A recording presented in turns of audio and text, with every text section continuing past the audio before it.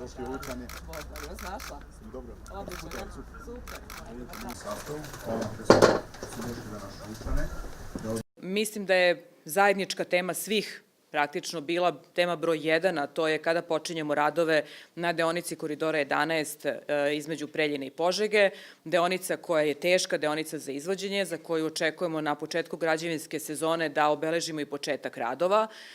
Postoji puno pripremnih stvari koje smo se danas dogovarali upravo sa predsjednikom opštine Lučani, koje radimo kako bi sve bilo spremno zaista za izgradnju. To znači da bi mart mesec nekako mogao biti mesec kad bi počeli radove.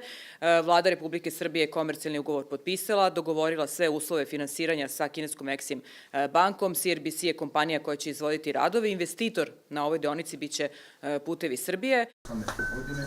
Tako da se nadam da smo na sastanku Moračkog okruga malo pre služili da je dobar deo stvari. Mi danas pričamo o finansiranju kako iz američkih izvora, tako isto iz britanskih izvora. Polovina će biti praktično iz američkog OPIC fonda, polovina će biti iz UK Finance ili britanskih izvora. Ministarstvo finansija i oni treba da razgovaraju o uslovima i mi očekujemo u narednih mesec do 2 da imamo pripremljen predlog finansiranja Moravskog koridora. Naravno, učestvovaće i budžet Republike Srbije, negde sa blizu 100 miliona evra. To nam daje onda mogućnost da možemo da počnemo radove u 3. kvartalu ove godine, budući da od 3 deonice za 2 deonice imamo kompletno spremnu projektnu tehničku dokumentaciju. Još uvek razgovaramo o tome da li će investitor da budu Putevi Srbije ili koridori, što je sad ovog trenutka manje važno. Dakle, najvažnije je da Ministarstvo finansija i oni naprave praktično zajednički dogovor.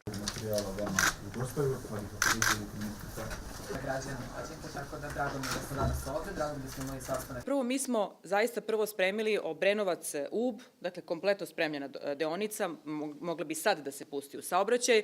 Ub-Lajkovac, kao što znate, jedan deo te deonice, nažalost, radimo ponovo i to nas dosta ometa u svemu drugom, a Lajkovac-Ljig deonica samo u delu tunela Brančići, tu se još uvek rade radovi, Energoprojekt je izvođač. Da budem potpuno iskrena, mislim da to mora malo brže i negde mi očekujemo i tražimo od Energoprojekta da bude mnogo efikasnije u toj deonici, iako je, dakle, glavni izvođač kineska kompanija. Znači, naš plan jeste da, i tu je najkritičniji deo, ne tunel Brančići, nego najkritičniji deo jeste Ub-Lajkovac.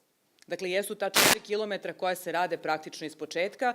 Mi hoćemo i tražimo i imamo, dakle, određeni dinamički plan da to do maja rekonstrukcija Ub-Lajkovca mora biti gotova i da bi tada mogli da pustimo 102 km i da imamo 102 km autoputa. Predstavnici ministarstva da kroz ove tačke koje ste i već naveli, stoprimstvo, izvode.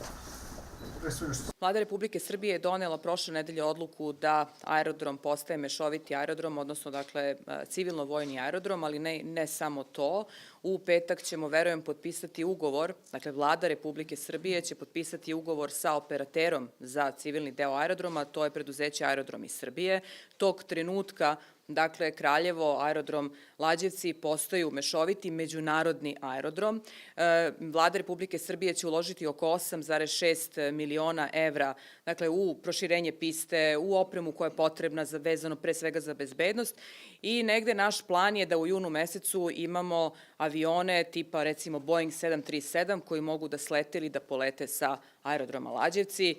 Mislim da onaj najteži deo posla u tom smislu završen. Dakle, svim ovim odlukama. Sada je, dakle, da ovaj novac koji imamo obezbeđen najefikasnije završimo taj posao i zaista u junu da imamo avione i da konačno, pored, dakle, Beogradskog, Niškog aerodroma, imamo međunarodni aerodrom Kraljevo.